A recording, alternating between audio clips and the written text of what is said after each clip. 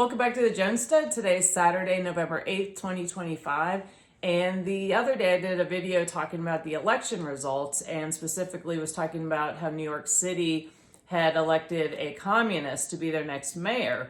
And somebody commented under that video and asked if I could talk about how much New York City contributes to the federal government and into the rest of the union indirectly. So I thought that was a really good question, and I did some research on New York City and the fiscal and financial impacts. And I think sometimes, and even I kind of was like, well, who's surprised New York City has turned communist? However, the impact is very serious, particularly of New York City as such a big financial hub in the world. And that this has occurred in the United States is very concerning. So anyway, I'll start out with some basic facts about New York City that I discovered. The population of New York City is 8.48 million. And just to give you some context, London is 9 million. The state Commonwealth of Virginia is 8.81 million population. And I use Virginia because that's where I live. And then the size of New York City is 300.46 square miles. And to give you a perspective on that, Virginia is 42,774 square miles. Why we have the Electoral College. Anyway, New York City is the financial capital of the world and one of the largest economies in the world. It is the single largest regional urban economy in the country. It is the leading job hub for banking, finance, and communication in the U.S. Other economic drivers for New York City include technology and innovation, and it's the rise of tech hubs and fintech startups. And fintech startups are, didn't know what this was, I'm sure you all do. Financial technology examples of fintechs are mobile banking, online payment systems, to cryptocurrency and investment management platforms. Also, other economic drivers, tourism, and New York City is also a major manufacturing center and shipping port. And here I'll give you some financials behind the size and strength of New York City. Their gross domestic product is almost $2.3 trillion. Their gross metropolitan product, which is the goods that are produced within that jurisdiction, the gross metropolitan product for New York City is $1.83 trillion. And in 2022, New York City generated $361.8 billion in federal taxes. And 2022 was the most recent I could access quickly without having to dig through the Congressional Budget Office reports. So if somebody would like to do that, you're more than welcome to. And again, that was in 2022, but it's still significant. $361.8 billion in federal taxes come out of New York City. And then the city's current operating budget is $115.3 billion. The feds provide around $9.5 billion annually to New York City's operational budget. And then overall, the feds provide about $100 billion annually to government-related organizations and New Yorkers, I'm sure through schools, through public assistance, etc.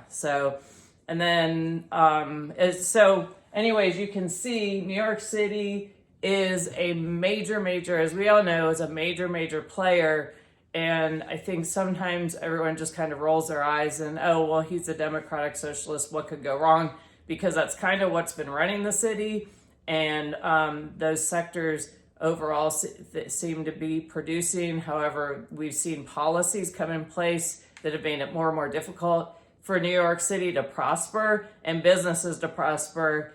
And unfortunately, now that they have elected Zoran Mandami, who is a communist, these policies potentially, or it could be the downfall of New York City. And I think everyone in the United States should be concerned about that, particularly the people that live in New York City that aren't communists, who actually are contributing to this, to wanting to produce and be productive.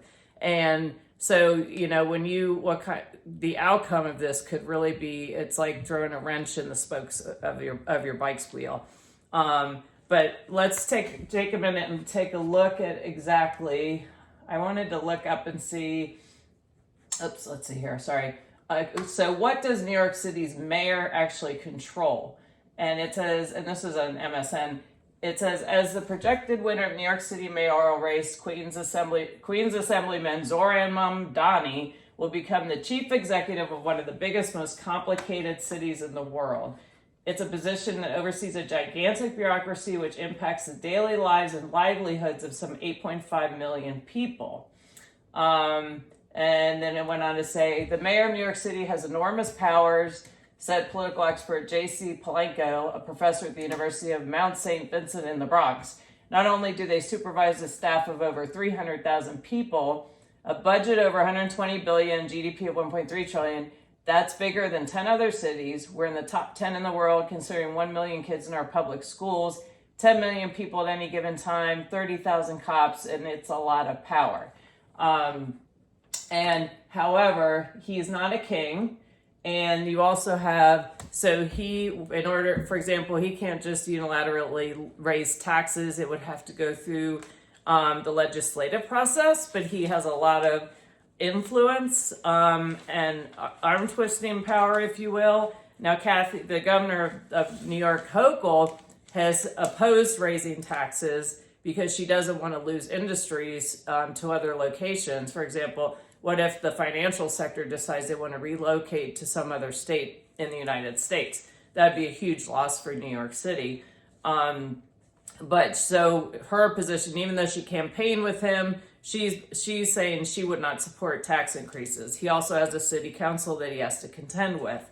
But these people don't play by the rules, and so that's something to be concerned about. I also want to take a minute. Let's take a look at his platform and the impacts it can have on New York City. He wants to freeze the rent. So say you're a landlord and you need to get some upgrades done on your rental properties, you can't afford to do it because they froze how much you can charge your renters.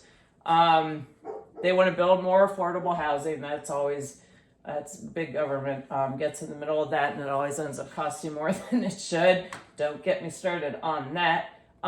Safety, already the chief of police in New York City has resigned. He wants city-owned grocery stores they always fail, or they just need more money, government money. Fast, fare, free buses, so free busing for everyone. He wants universal child care. What else do we have here? He wants a tax increase on the wealthy, which I already talked about. He wants to increase minimum wage, but yet he also says he wants to support small mom and pop businesses. You can't have it both ways because they can't afford to pay their employees $50 an hour or whatever he's proposing. And then, of course, he's proposing congestion pricing, and you've already had a carrier that has come out, and forgive me, I don't remember who it is, who's come out saying that basically they won't be going through New York City anymore.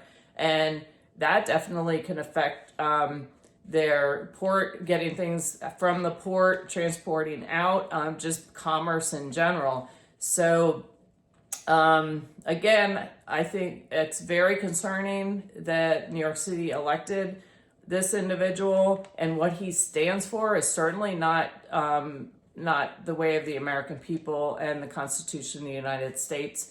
So hopefully checks and balances will work in this case, and pray for New York City and pray for our country. Pray for Virginia because we're not in much of a better position either. So, but we also we're a big financial positive, and we have a lot of positive industry in Virginia, but we are not the financial capital of the world either. So This is something America needs to, we need to get it back. We need to take it back and get control of who's doing what in our country again. But anyway, hope you found this helpful. I look forward to talking to you all again soon, and have a great day.